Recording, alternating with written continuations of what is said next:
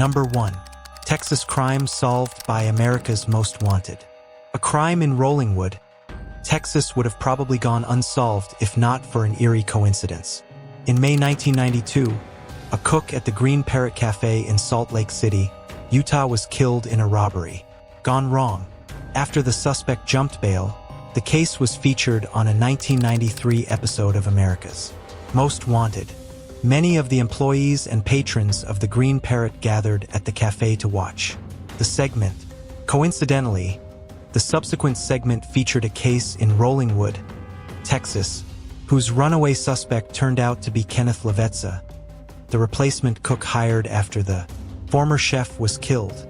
Levetza was still in the kitchen flipping burgers when the police were called in to arrest him. Number 2. The disappearance of Paulette Jaster. On May 12, 1979, Paulette Jaster left her parents' home in Davidson, Michigan, and disappeared without contact. For more than 30 years, her family remained clueless on her whereabouts. Meanwhile, over 1,000 miles away in Houston, Texas, officials sought to identify a hit-and-run victim from March 1980 without any DNA or dental x-rays on file. This Jane Doe remained nameless until January 2014, when forensic anthropologist Sharon Derrick cracked the case. Autopsy pictures of the unidentified victim showed 3 distinctive freckles on her cheek.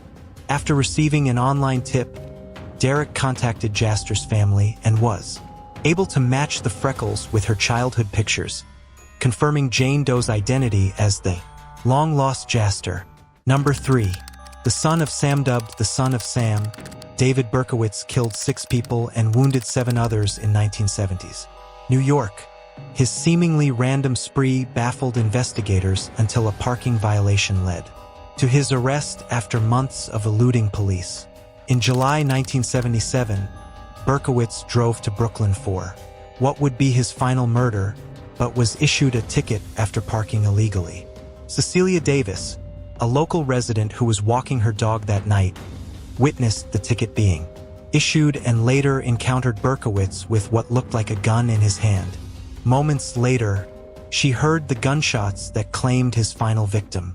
Davis reported the encounter to the police, who traced the ticket to Berkowitz's car and arrested him just outside his house. Number 4. Finnish car theft. Mosquitoes are often viewed as vectors of the deadly disease malaria, but when a car was stolen in Lapua, Finland in 2008, it was a mosquito that helped police identify the suspect. The stolen car was found abandoned near a railway station, roughly 15 miles from where it was taken.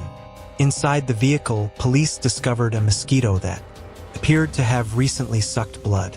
They carefully collected the insect and sent it to a laboratory for analysis.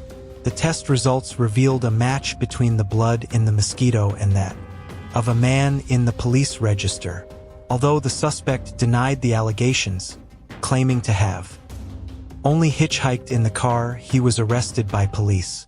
Number 5. The case of David Guy. In July 2012, the remains of David Guy, a Hampshire, England resident, were discovered on a beach. Guy had been murdered, wrapped in a curtain and dumped there, presumably by his killer. Despite an initial lack of evidence, a breakthrough emerged when police discovered 8 cat hairs on the curtain. This proved to be their smoking gun, as David Hilder, one of Guy's neighbors who owned a cat, became a prime suspect.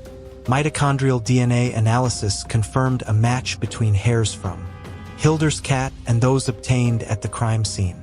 Hilder was subsequently convicted of manslaughter and sentenced to life imprisonment, marking the first instance cat DNA was used in a British criminal trial. Thanks for watching. Everybody be careful out there, you never know where a killer might be lurking. Be sure to subscribe and come back soon for more amazing true crime stories.